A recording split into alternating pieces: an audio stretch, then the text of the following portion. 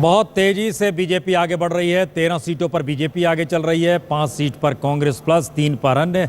हम ये बता दें, उत्तर प्रदेश पर हर किसी की नज़र है और उत्तर प्रदेश में बीजेपी काफ़ी तेज़ी से आगे चल रही है। जो जानकारी है उसमें समाजवादी पार्टी और कांग्रेस एक एक सीट पर आगे है, बाकी 5 सीटों पर बीजेपी वहाँ पर आगे चल रही है। तो एक रफ्तार जो उत्तर प्रदेश का था वो शुरुआती दौर में रुझानों में बीजेपी के आगे बढ़ने का निकल कर आ रहा है, लेकिन आंध्र प्रदेश में कांग्रेस आगे चली है, जहाँ पर 2 सीट पर वो आगे चल रही है। पश्चिम बंगाल की तरफ से अभी कोई रुझान नहीं आया है, लेकिन इन सब के अलावे जो दूसरे राज्यों से चुनाव रुझान आ रहे हैं, जो कि ईवीएम के जरिए आ रहे हैं, उसमें उत्तर प्रदेश में देखिए 7 सीटों पर बीजेपी आगे चल रही है, समाजवादी पार्टी 3 सीट पर आगे चल रही है। तो 7 और 3 10 का आंकड़ा जो है ये सिर्फ उत्तर प्रदेश से है, और समाजवादी पार्टी के अलावा बीएसपी ने वहाँ खाता नहीं खोला है, कांग्रेस वहाँ पर नहीं खोल पाई है। मध्य प्रदेश में 1 सीट पर बीजेपी आगे चल रही है, राजस्थान में 1 सीट पर बीजेपी आगे चल रही है, गुजरात में 1 सीट पर बीजेपी आगे चल रही है, महाराष्ट्र से अभी कोई रुझान नहीं आया है।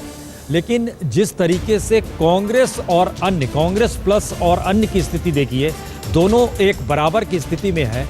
ये स्थिति भी बड़ी महत्वपूर्ण रहेगी, क्योंकि बावजूद इसके कि 13 प्लस पे बीजेपी प्लस की स्थिति जो है वो 13 सीट पर आगे चल रही है।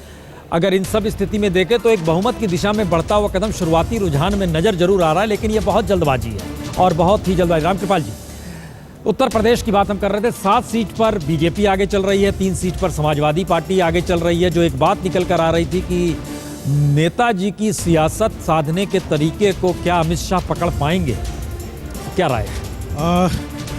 देखिए प्रसून जी, उत्तर प्रदेश में जो एक कहते हैं क्यूरियोसिटी अगर कोई चीज़ जानने में है तो ये जानने में है कि नंबर 2 पे बीएसपी रहेगी या समाजवादी पार्टी। ये तो सबको पता है, मुलायम जी को भी पता है, मायावती को भी पता है कि बीजेपी नंबर 1 पे जा रही है।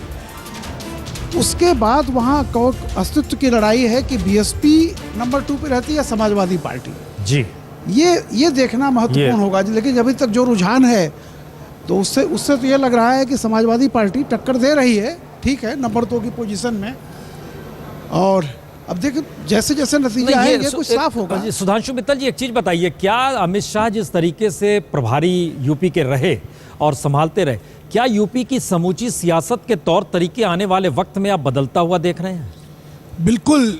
यूपी का अगर आप विश्लेषण करें तो पिछले 6 साल में यूपी ने 7 साल में हर राजनीतिक संगठन को मौका दिया है और हर एक से निराशा उनको मिली है।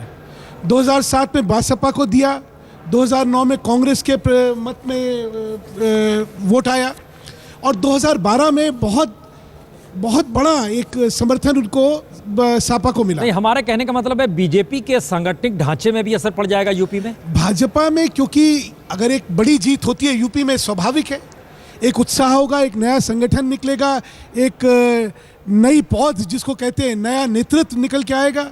और 2016 की दृष्टि से उसके प्रति 2017 के दृष्टि से उसमें बहुत कुछ होने वाला है। जी, बिहार में भी एक स्थिति बन रही है, बीजेपी 4 सीट पर आगे चल रही है। और नीतीश जी का क्या हो रहा है? कहाँ का? नीतीश जी का क्या हो रहा है? अब नीतीश जी ने अभी खाता नहीं खोला है, जिसका आप इंतजार कर रहे हैं।